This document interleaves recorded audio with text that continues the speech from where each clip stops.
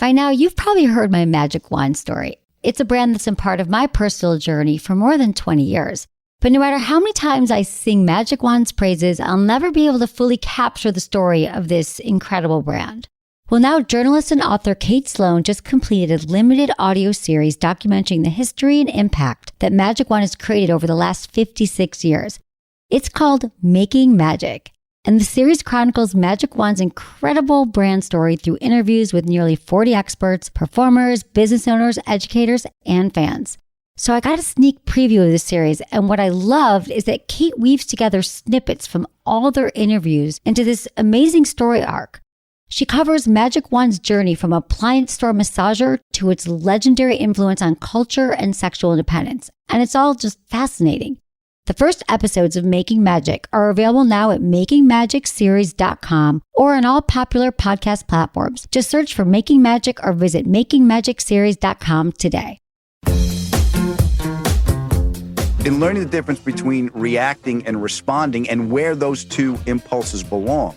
Reacting belongs on stage because that's when you're not thinking, you're totally present, and you're reacting to the moment. Acting is reacting. So when I'm working, that's when I turn that switch on, open that door, and I can just be there. When I'm home, I got to respond from choice, and the choice is to be a better person.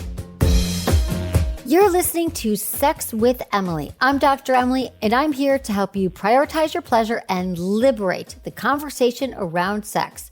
You gotta love relationship advice delivered in a thick New York accent. Well, I've got Adam Ferrara on the show today, and we're healing your emotional triggers so you can have thriving interpersonal connections. Capiche? Adam and I talk meditation and breathwork for anxiety, the difference between responding and reacting to your partner, how to cultivate a felt sense of your emotions, and the difference between worry and responsibility. As a self-described codependent Catholic Italian, Adam is as real as it gets about getting vulnerable and doing self-work so you can experience better love, sex, and communication. We also help a caller in her 20s get more selfish in the bedroom because when it comes to sex, well, selfishness can be a real virtue. All right, intentions with Emily. For each episode, join me in setting an intention for the show. I do it. I encourage you to do the same. Like, what do you want to get out of this episode? My intention is to help you hear from other people who feel stuck in their sex life and relationships, to let you know you're not alone. And once you hear Adam's positive reframes around them, I think you're going to feel a lot better. You're probably going to laugh too, because let's be honest, it's Adam. Please rate and review Sex with Emily wherever you listen to the show. My new article, Ask Emily, My Partner Watches Porn Too Enthusiastically, is up at sexwithemily.com. Also, check out my YouTube channel, social media, and TikTok. It's all Sex with Emily for more sex tips and advice. If you want to ask me questions, well, leave me your questions or message me at sexwithemily.com/assemily or call my hotline, 559-TALK-SEX or 559-825-5739. Always include your name, your age, where you live, and how you listen to the show. And totally cool to change your name to remain anonymous. All right, everyone, enjoy this episode.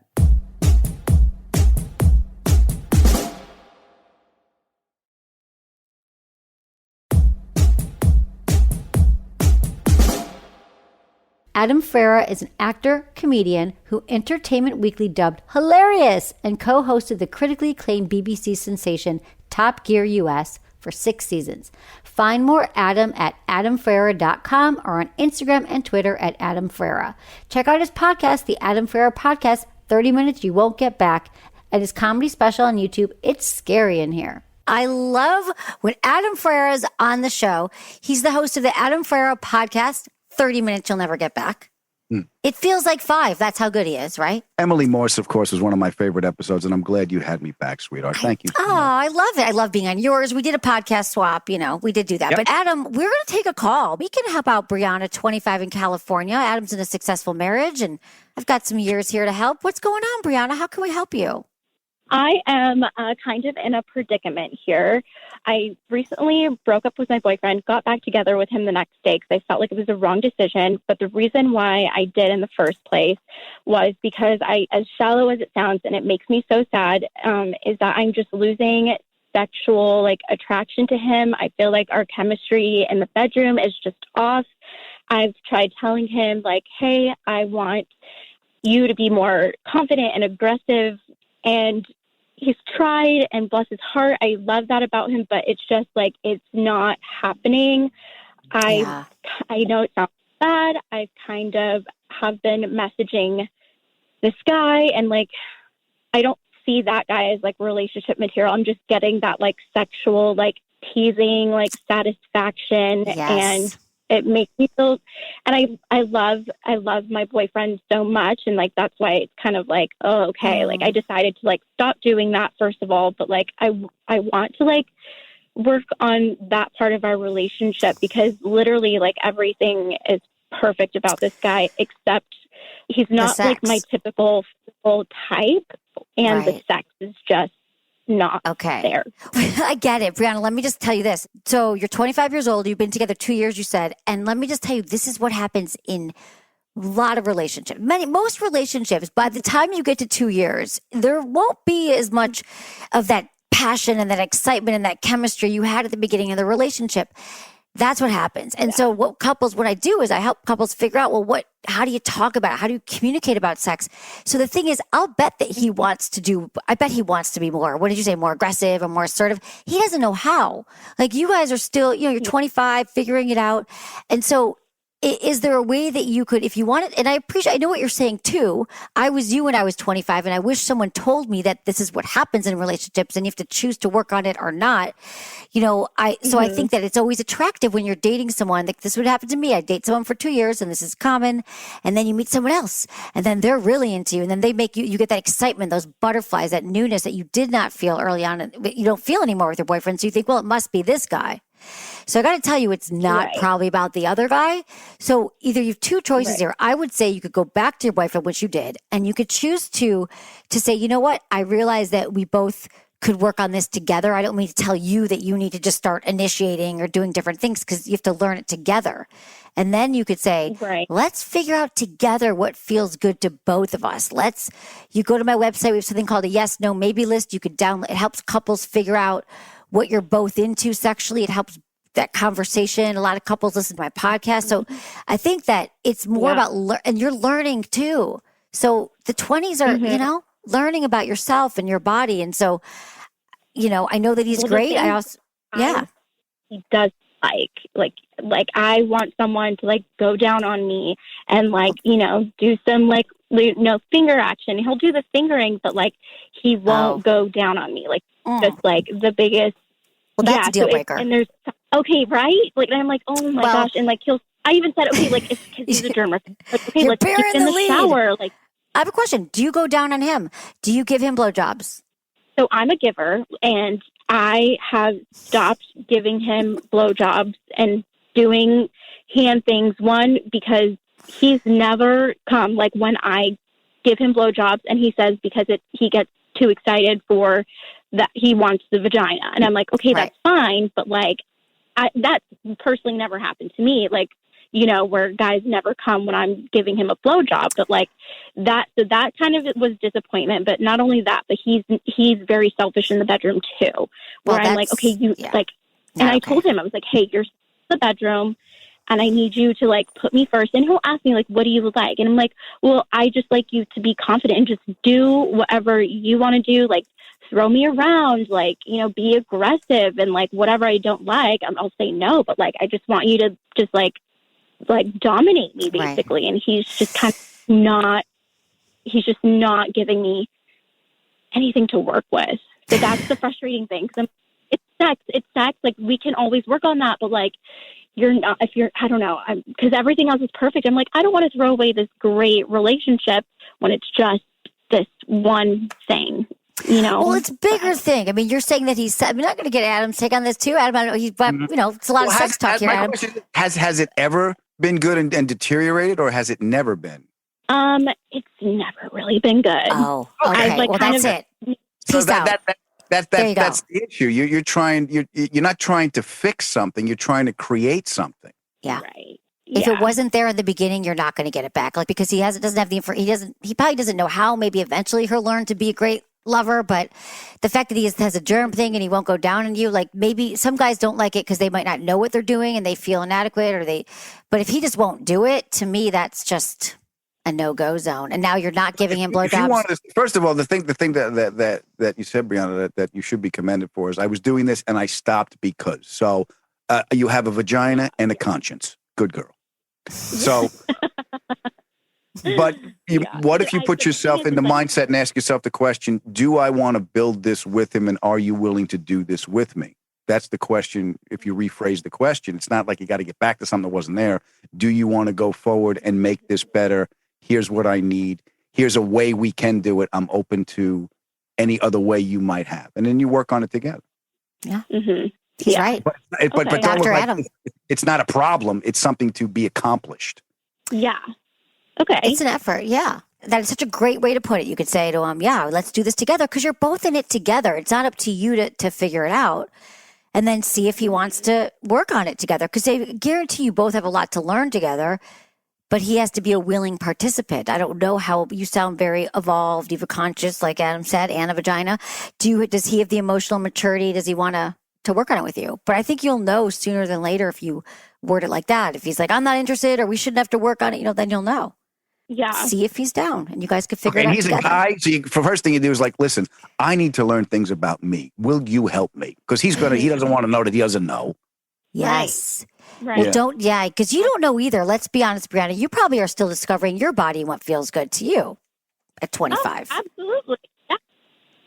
Definitely. There's that's why I want to explore things. And I think in the past couple of years have started getting into lube and doing different things and different positions, and even trying to masturbate on my own, because I'm I'm just not into myself that way. There's a way I can get off. And to this day, that's still a work in progress, but I feel like it's getting better because I have no other choice right now, because I'm not getting any satisfaction right now. But so this is exactly it, Brianna. If you don't know it, it is about your journey too, figuring out what feels good to you and your body. And you're absolutely right, going on that journey. And I like what Adam said about, do you want to come with me and help me figure it out? I haven't had an orgasm in this way, or I'd like to figure. And then I think when you enroll the guy, you're like, look at this. Let me show you what we could learn about my body. Let's do this together. That maybe he'd be more down than saying you don't know this and you're, you need to ask for directions here. I don't think that men like to be told that necessarily. No, I don't even want to ask directions driving. You think I'm going to ask directions for this at 25? Exactly. Definitely. So all right. That's thank you so much. Yeah, that of helped. Course. I hope this will. I've got a lot of podcasts about this. A lot of couples listen to my podcast together and they get inspired, turn it off, go, what did you say Emily said here? Should we try to have the conversation this way or try this position? But I think this is a good first step. Try to have the conversation, see if he's down, and then call me back. Let me know. Thank you so much. Of course. You're welcome, Brianna. Thanks for calling. Take care. Be happy. So fun. Listen, this debuted #1 on iTunes. His comedy album, It's Scary in Here. And it's really good. So I have to say, I'm sort of how do I not listen to, I don't know about comedy albums. I haven't listened to it in years. And I listened to it as prep, and then I was totally into it and laughing. And it's little small bites of Adam. Thank very you, articulate. You can get them for free on all the platforms. That's Spotify right. It's free and it's worth it. And a lot of it was about my anxiety and about the way I'm dealing with life. And well, that's the thing, is that it is about your anxiety. So I'm glad we're checking in now. How is the anxiety, Adam Ferrara? Oh my God. Because I can relate. Okay. Anxious. Thank God you're here helping people and people have this outlet. My issue is I beat myself up. I turn my frustration in on myself, and you should do better. And there's that loop in my head. That's why, meditation, I'm too wound up for meditation. I don't think your mantra should be, look what you did. Look what you did. Look what you did. So I'll tell you what. Tell me everything. Of the things that I found that really, really helped me was the phrase, worry is not responsibility. That got crossed up in my head because my dad was my hero. He was the one that took care of the family, and you wanted to emulate the man of the family. That's just the way I grew up. And my father was worried about feeding everybody, who left these goddamn lights on. I mean, it was everything. You never let anyone outside this house know we talk about in here. I'm like, Pop, the windows are open and you're screaming. They can hear you. Right. So it was always worrying about feeding everybody and taking care of everything and make sure everybody was protected. It was the projection of my parents' fears on their children was part of it. But the rest was just that, it can be a cruel world and you got to look out for yourself. So I got the message that worry was responsibility because I was emulating the behavior from my dad. Right. So when I learned worry is not responsibility, it freed up the fact that I don't have to be this anxious. You don't have to worry. I don't have to worry that much to be a good man of the house. You know, the man of the house has to be aggravated and worry and take care of it. No, he doesn't. That's just the wiring in my head. So that helped me a great deal. Worry is not responsibility. Wow, what do you that's worry a really about? good one. Well, Yeah. I have a different thing. Well, so much like you, Adam, I have the negative self-talk as well. But it's like mine says, it's so funny you're saying this because I went through this morning. I'll take my therapy notes that are right in front of me because you're never done. It's about, I worry about everything. God, I worry that I'm not doing enough, that I'm not good enough, that I'm not enough. So the opposite of that is like, I am enough. That would be like the affirmation when you try to flip it. But I do this EMDR therapy about that. So it's like, I'm not doing enough. I'm not good enough. I won't be able to do this. And it's constant in my head that I am constantly, I fuck something up. A big one is I'm not going to follow through. And, here's something I can say to my whole team here, because this is a big thing about work. I worry that because I'm ADD like you are. And I have been challenged it for a long time in getting stuff done and follow through in details. Like I love, like you said before, like I'm good at my job. I love helping people, but can I remember to put the keys back in the bowl? Do I have systems and organization? No. And then I feel I don't always follow through with things and my team knows that. That's why I have an awesome team. But then I often feel like, oh, they just think I'm not doing enough. So then this is what I came up with today. Do you mind if I process my therapy with you, Adam? Please do. Let it out, baby. What I came up with was, that it's okay that just because these things happen to me that I didn't mean to go here today, but I'm not a bad, it's not a bad thing. It's not like people know me, they expect me, I'm a good person, I have good intents, and they probably know, Emily, like that's why my assistant gets a copy of everything. I'm not going to see it or read it. And it doesn't mean I'm a bad person. Like I'm not a bad person because I have these skill set. ADD doesn't mean you're lazy or stupid or not successful or not all these things. That in fact, that's what makes me unique, perhaps. Sure. Let me ask you this. When you get something done, do you feel better about yourself? No. Okay. The other thing is, no, I don't opt for a moment. And then I think of what else, the 10 things I didn't do. Yeah. Okay. So it's like a comic focusing on the one person not laughing. I do that too. Yeah. Thank God I can't see everyone's face on Zoom right now. Thank God that I can't see them. Because if they're not, right? I would be worried. So they're plotting against us. You don't trust them.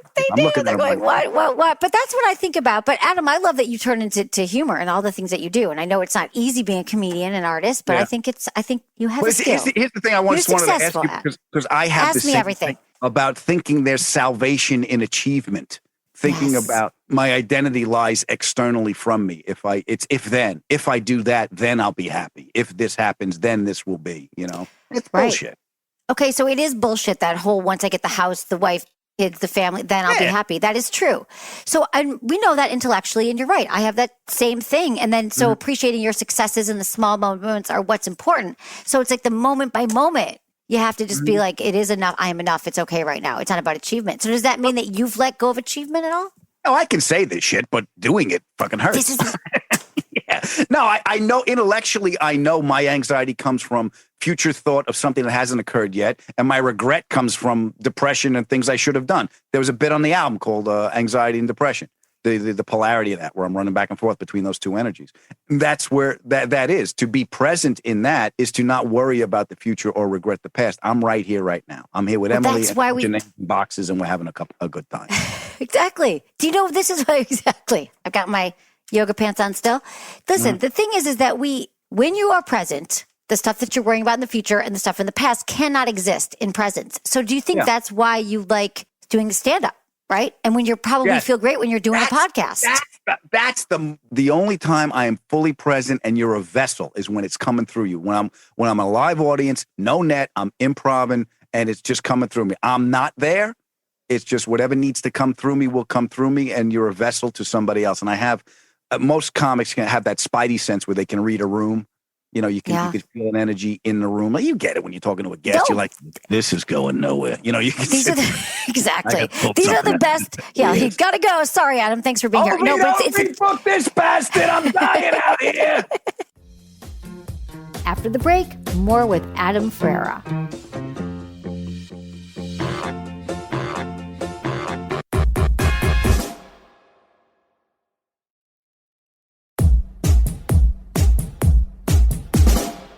Okay, so it is true. So then the mic goes off and you're done with your show and then you're with your family or something happens and then you feel, how's it going at home?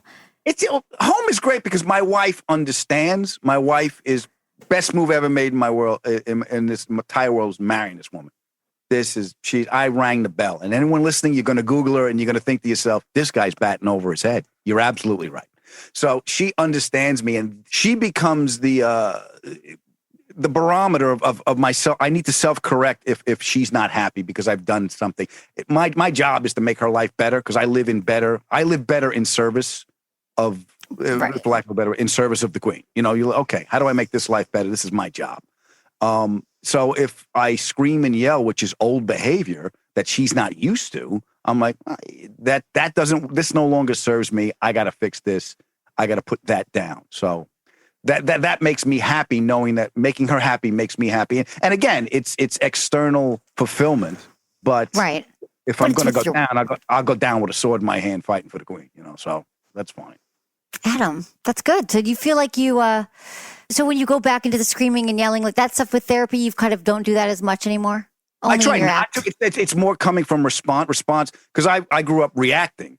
Italians are emotional people, and then they're loud, emotional people, and it's not really happy. Nobody lives at the end of the opera, Emily. Everyone's dying. So this is the culture we grew up in. So in learning the difference between reacting and responding and where those two impulses belong, reacting belongs on stage because that's when you're not thinking, you're totally present, and you're reacting to the moment. Acting is reacting. So when I'm working, that's when I turn that switch on, open that door, and I can just be there. When I'm home, I got to respond from choice, and the choice is to be a better person in a relationship with somebody else, not just by myself. It's not about me when I come home. It's about this family that I got to take care of. And I've taken on that energy as, being the man of the house. And it's not to discount you ladies. You're perfectly capable of taking care of yourselves. I think you're underpaid, and I think any decisions regarding your body should be made by you. But let's be clear. This isn't about you. Right now, it's about me. So someone better help me right now. Everything is touch and don't. Tell me. What? My control issues. Oh. I really got to address my control issues because there's no fucking control. There is no control. Yeah, right now you're just like, oh, okay, I guess this is going to happen whether I want it to or not. How am I going to deal with it? And let's deal with this right now. So what helped me was the blame. Look, I can blame myself for a lot of shit. I'm codependent and Catholic, so I'm double fucked. But there's no way I'm responsible for this. So I can let myself off the hook for this. Yeah, you're right. You're so right. So you've been married for how long? God, let me see. We lived together for so long. So I say we've been together since like 2006, maybe 2003. Okay. You're three, around in there. That's a long time. Yeah. So we've been together long enough to know that we're the ones, whatever comes up, we're going to fight to get through it. So that's why I'm very lucky in that sense that this is something not only I want to fight for, but I want to keep making better. Well, Adam, did you guys ever go to therapy together, or we did once, and we all decided it's my fault. So exactly. Now we did. Look. Here's the thing that works for us, Emily. Is I know her crazy. She knows my crazy a lot better, but I know her crazy, and I know the way we function as a unit. But like I know if I got to go to the airport, I got to tell her it's a half hour before, and then I know she might make it on time, and if not, she's going to have to pee before we leave. So I'll be right there. Is at least 15 minutes. So you just got to learn how to communicate. I'll be right there. That's 15 minutes. Don't yell for another 15 minutes. Don't ask for another 15 minutes. And she's going to pee.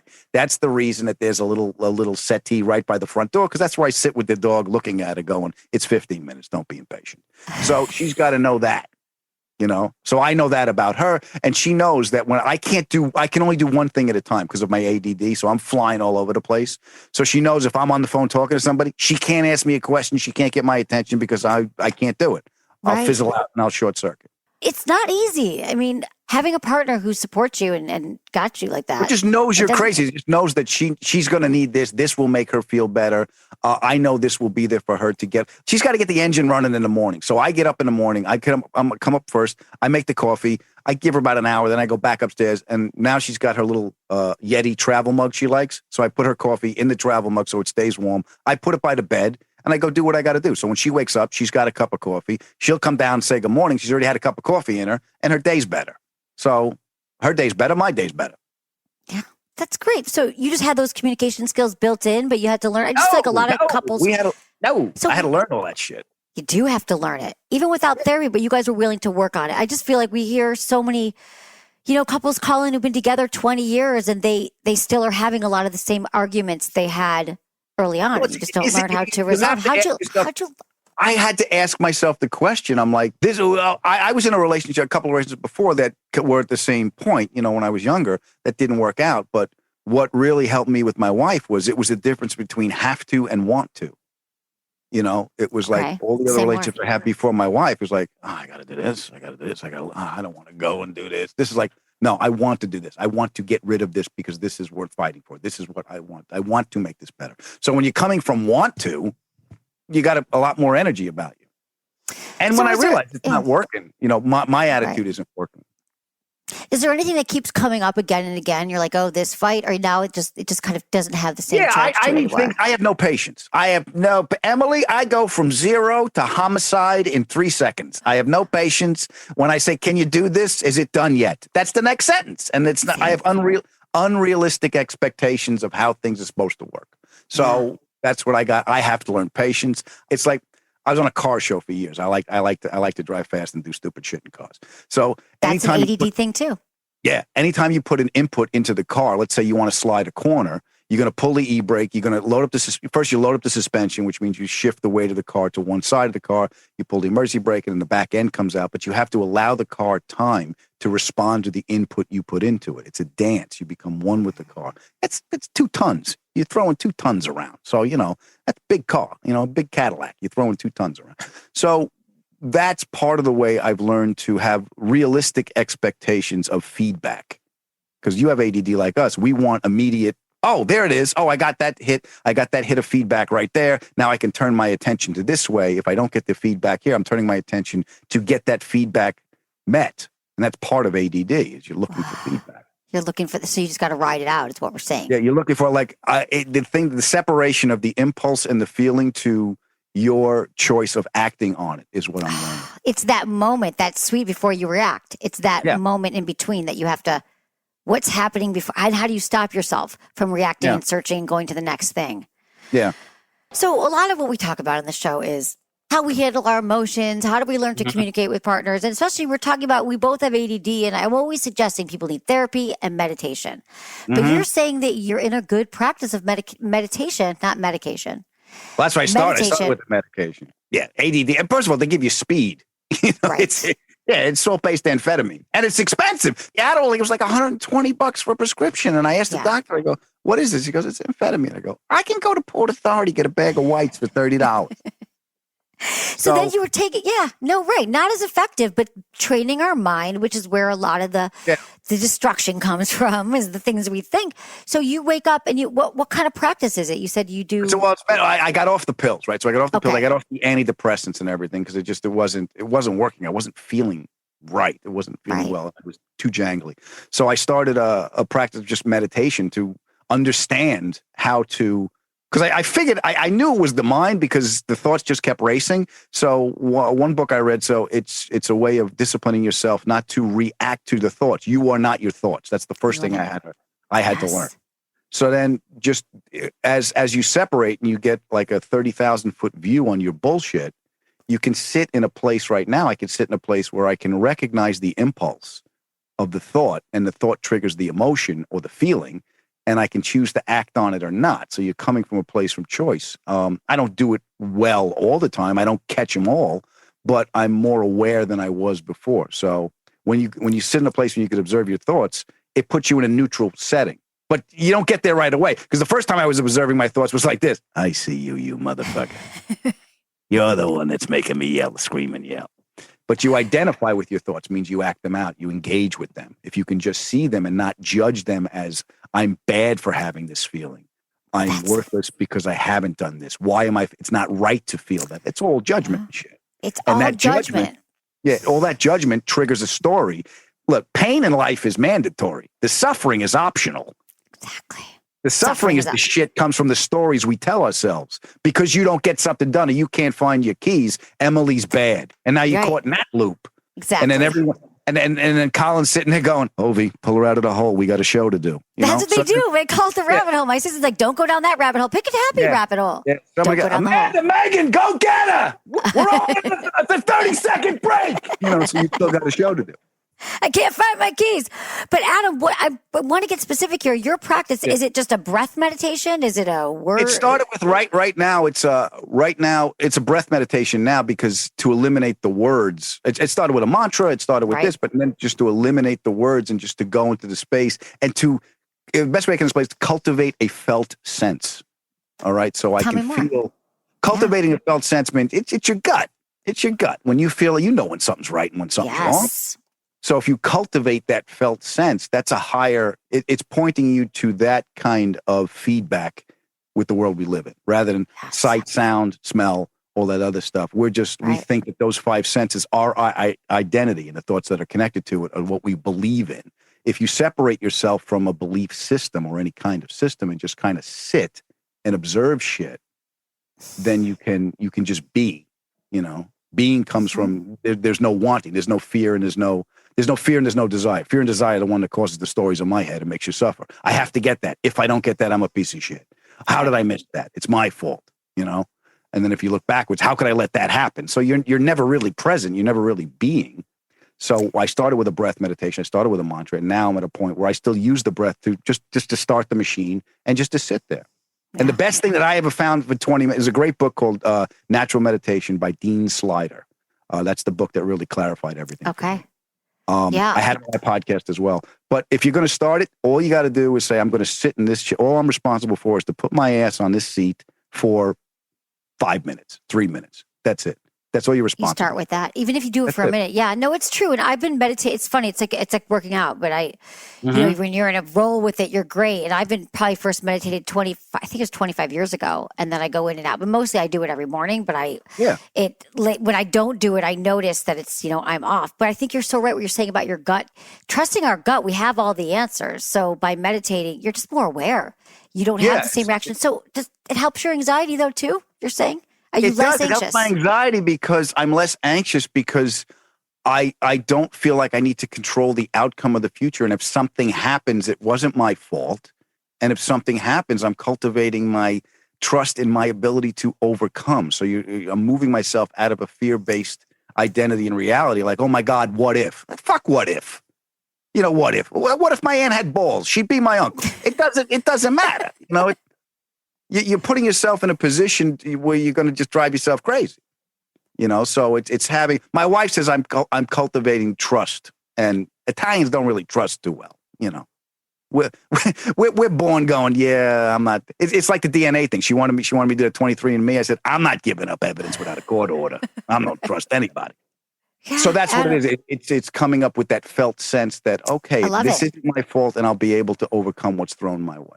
God, that is it. It is really the best tool, especially right now when a lot of us are feeling even more anxious. Some people, Adam, believe it or not, are having anxiety for the first time. Oh, welcome. That's what I feel like. I'm like, welcome to the party. How's that going for you? Yeah. And it's like someone who's been, had it my entire life, which they never used to call it anxiety. What did they call it? Or ADD. Calm the fuck down. I remember I was talking to my shrink. It happened to me in the 5th grade. And I remember that summer when anxiety hit, I didn't know what it was, but I knew I didn't feel right. I was in the 5th fucking grade, Emily, and it hasn't gone away. Exactly. Yeah. What did you feel in the 5th grade that made you anxious? Do you 5th grade, I did something. I got into a fight on the school bus on the 5th grade, like one of the last days of school. And this guy wasn't much of a fight, but I did the best I could. This kid just kicked my, and everyone was laughing at me, and I was humiliated. So, and it was one of the last days of school where I felt, humiliated. And that humiliated feeling sat with me that whole summer. And I had anxiety about the first day of school because I'm like, I'm going to go right back on that bus and have to go back into that fight again. And everyone's going to humiliate me. Everyone's going to point. And everyone's going to laugh. And that's when I realized, why is this happening to me? So even at that moment, I realized that I could observe that thought because it was aberrant. It was alien to me. I never felt it before, even though I was a kid. But I had a kid's mind where I'm like, this isn't right. This isn't.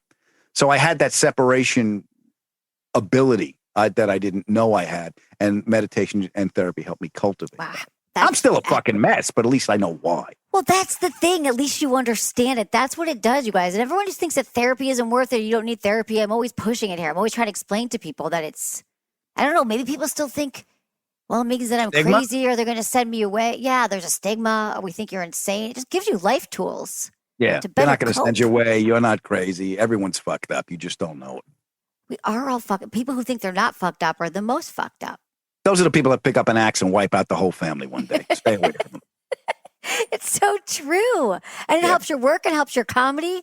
Do you feel like, how do you feel, Adam, your comedy's been doing? Like, are you flourishing or are you feeling like, I'm doing more, and I'm trying to do more out of wanting to produce rather than, holy shit, I'm scared and I got to do something. So I'm trying to come from a place of, I have this opportunity as an opportunity to create. I've never been more fucking busy in my life. You know, I'm really busy doing shit, but I'm not going out on the road. I'm not leaving the house. So the feeling I have to remind myself is you are working, you are producing, you are productive, but you're not. I'm used to getting on a plane every Thursday, flying in to do radio Friday morning and do the morning news on Friday, 2 shows Friday, 2 shows Saturday, get on a plane and fly home. That's my work schedule. So that's how I know I'm doing something. I'm actively moving. I had to remind myself that even though I'm not leaving the house, I am working. I am producing. I am doing what I'm supposed to be doing. That's your self-worth. That's your value. And, Adam, this is good. I feel like I'm getting a second therapy. See, we all need it, right? Even though I go this morning. Adam, this is great. I got to ask you, Adam Ferrara, the 5 questions we ask all of our guests. Yes. It's our 5 quickie questions. Go ahead. Biggest turn on? The way my wife's hair smells. The biggest turn off? The way my feet smell. What makes good sex? Communication. I like it when there's a lot going on. Something you tell your younger self about sex and relationships. Don't be a dick. There's 2 people in this relationship. It ain't just you. What's the number one thing you wish everyone knew about sex? It ain't dirty. It's only dirty if it's done correctly. I love it, Adam.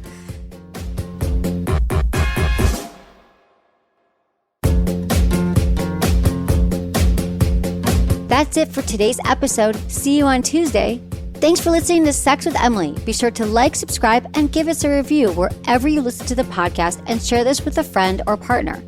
You can find me on YouTube, Instagram, Facebook, and Twitter at Sex with Emily. Oh, I've been told I give really good email. So sign up at sexwithemily.com. And while you're there, check out my free guides and articles for more ways to prioritize your pleasure. If you'd like to ask me about your sex life, dating, or relationships, call my hotline, 559-TALK-SEX. That's 559-825-5739. Or go to sexwithemily.com/askemily. Special thanks to Acast for powering the Sex with Emily podcast. Was it good for you? Email me, feedback@sexwithemily.com.